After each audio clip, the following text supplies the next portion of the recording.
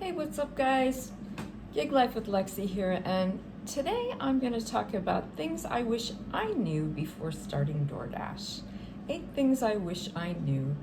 Number 1, know when to decline orders that aren't right for you. Your acceptance rate doesn't matter, and DoorDash will send you orders that will send you 11, 12, 13 miles away for $3, and it just doesn't make sense. So be picky with the orders that you accept. When I was new, I didn't know this. I thought I had to accept every order, and this is just not the case. So you won't be making any money, and just know that you don't have to accept every order that comes your way, okay?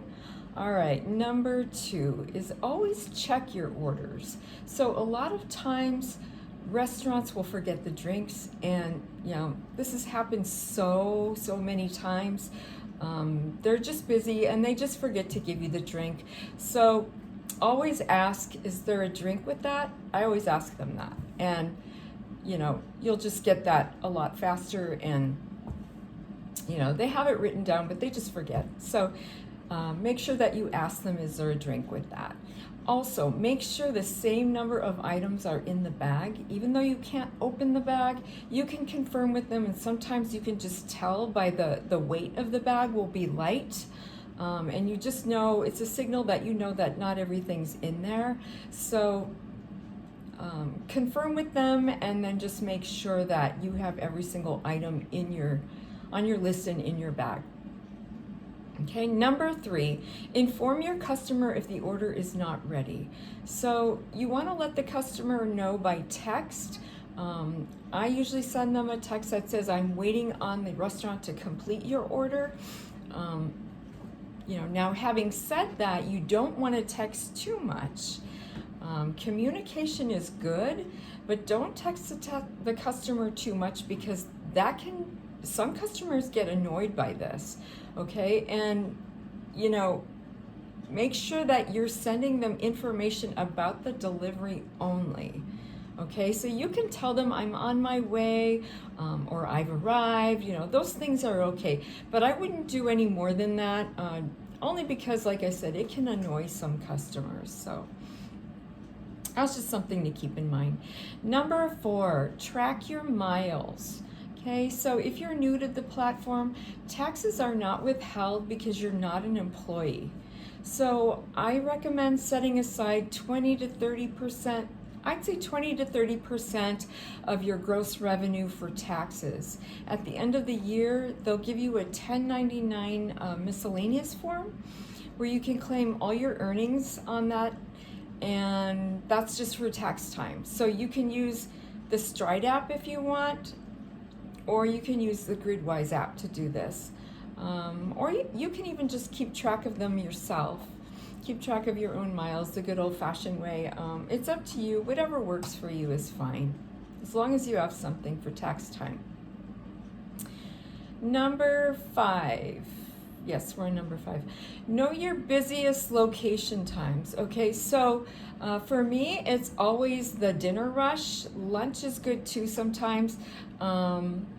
Lunch can be lucrative as well. It all depends on your area.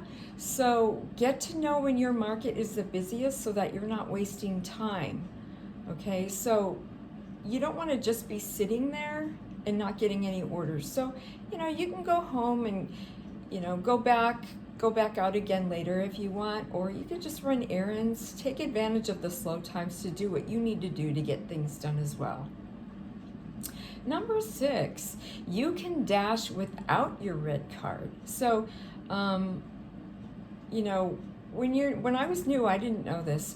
DoorDash will send you a red card, and the app will tell you if it's a red card order, and this is where you'll have to order and pay for the customer's food. So sometimes it's a fast food place, and you have to think about things like how long you're going to be waiting in line, especially during rush hours. So these red card orders, tongue twister there, may not always be worth it.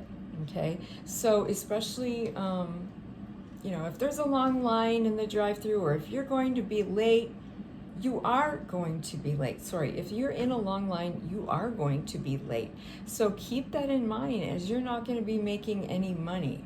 All right, so those are not always, you know, good orders to accept. Number 7 is your tips. So it's rare that people tip with cash nowadays. So don't accept a $3 order assuming that you'll get a cash tip. You're going to be disappointed. Okay, be prepared to get exactly what the payout tells you from the beginning. Make your decision based completely off the order screen. That way you won't be disappointed. And you know, DoorDash plays tricks. They play tricks with the tips. So don't bank on maybe there'll be a hidden tip. If you get one, just consider it a bonus. That's what I do. If you get one, just, you know, look at it as, hey, you know, I got a little extra, and then move on from there.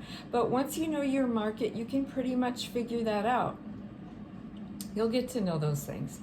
Number 8, DoorDash is not just food delivery, it's grocery as well. They're partnered with Walmart, and the orders are not usually that great. Okay, so you won't get a tip usually because customers will order through Walmart.com, and it's not clear that it's going to be coming from DoorDash. So unless they read the fine print, you know, online, they're gonna think it's coming from an employee from Walmart. So keep that in mind. However, having said that, some of these Walmart orders can be really well, or they can pay really well. Like, for example, CVS, Walgreens, those kind of orders can be good because they're usually less miles, they're usually closer to you, and you can see what you're getting beforehand. But honestly, I've never seen a good payout myself come from a PetSmart or a Petco or any of those pet places. So just be aware of that. So yeah, that's pretty much it, guys.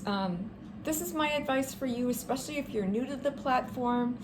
And if you found this information helpful, go ahead and like and subscribe. And leave a comment for me down below. I always love to hear from you, and I reply to every comment. So I will see you on the next video, guys. Take care and drive safe. All right, bye.